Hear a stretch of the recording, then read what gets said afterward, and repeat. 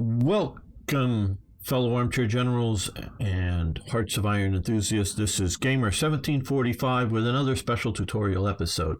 One that I really haven't planned much, but I did get a bit of questions. And this can be for the new player or the experienced player. And I think this is important, so I'm going to cover this a little bit. And it's the AI in this game. And it's not the AI that we often bitch about, but another sort of element of the AI. Hearts of Iron, particularly Hearts of Iron 3, and they got a lot of complaints, I know, about it. Mostly, I think, because of their bad implementation of it, not because it's a bad idea. You do something that's a good idea, but it just doesn't work well, and everybody starts bitching about it, so they don't like it. But this is a fairly complicated game, and I know we have some viewers that have come from either something like Strategic Command, or Warplan, which is a much more simplified game. A few that may be coming from something like War in the East or War in the West, which is generally a more simplified game in a way. Or just new to this sort of genre generally. And it's having to deal with a lot of things. There is a lot of stuff to deal with this game, and I really, really love that about this game. But as you can maybe sort of see, in a way, I sort of don't do much naval stuff because I mostly sort of play as Germany or whatever. So I'm not a big person that wants to micromanage the naval operations too much. Not that you can so well, but you can hand things off to the AI. Let's do a quick look here. What we can do here is, and this is player controlled, we can turn this over to automated. So yeah, we don't want to do this.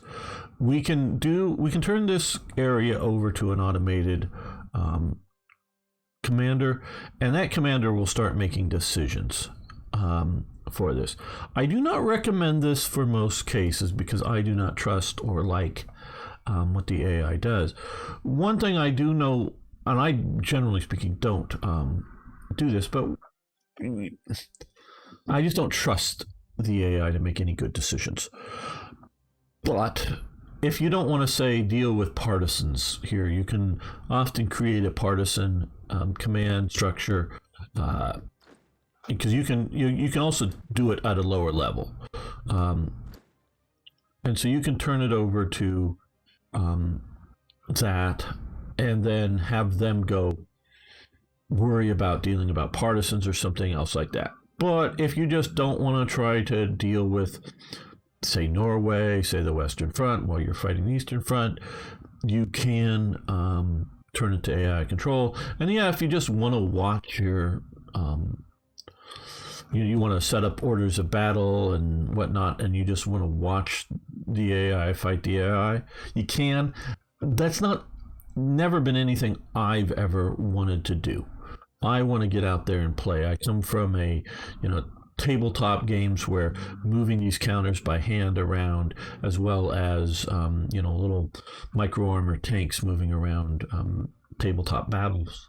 So I come from that background, so I like to have control over things. Right.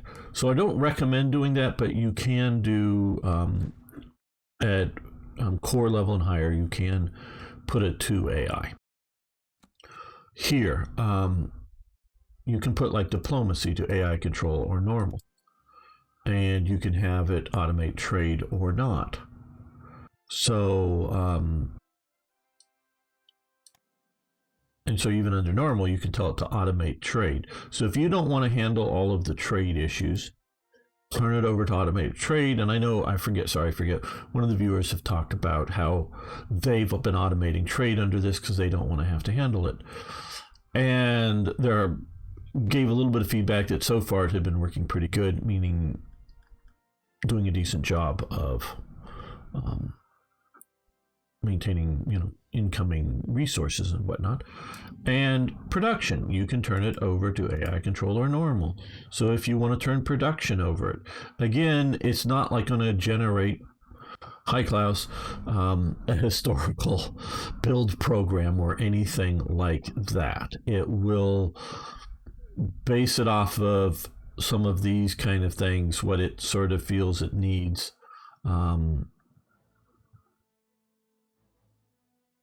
To do, to meet whatever sort of requirements.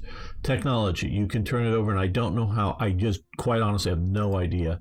AI research, AI sliders. So the AI sliders is to have the AI handle these up here.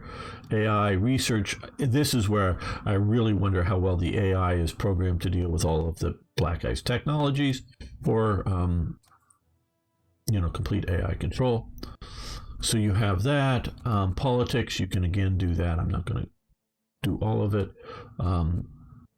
And again, for intelligence, if you want the AI to run it. And I don't know that there's really an AI element here. And I sort of, because of just the way I play, I've ignored the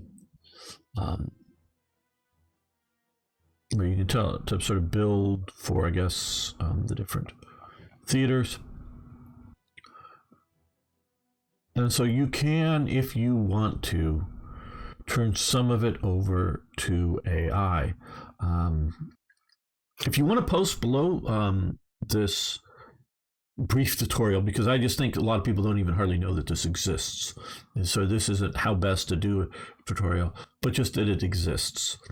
I would love to hear your experiences, and preferably be specific to whatever theater that, or I turn production, or I turn diplomacy, or trade, or politics, and then let me know how it's doing, particularly with black ice, or just generally speaking.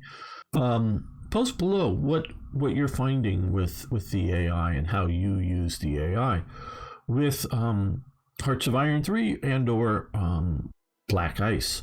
I would be interested to know. I love the idea that we get in and play with things like the different political leaders, get the choice of technologies, all of that. I love to get in and play with that. So I want to keep doing it and not turn it over to the AI. So I'm not going to give, as you've noticed here, any great recommendations to do it because of lack of experience with it. So yeah, yes, that's the AI. You can turn over parts of the game to it. And I think for something like trade and diplomacy, it might go pretty well. So yeah, you can give that a shot if you're feeling a bit daunted by things and just want to control the battlefront or something. So those of you who haven't already are new here, please subscribe to the channel, hit the like button, everyone, and like I say, post comments below. Love to hear from you. See you next time for even more Hearts of Iron.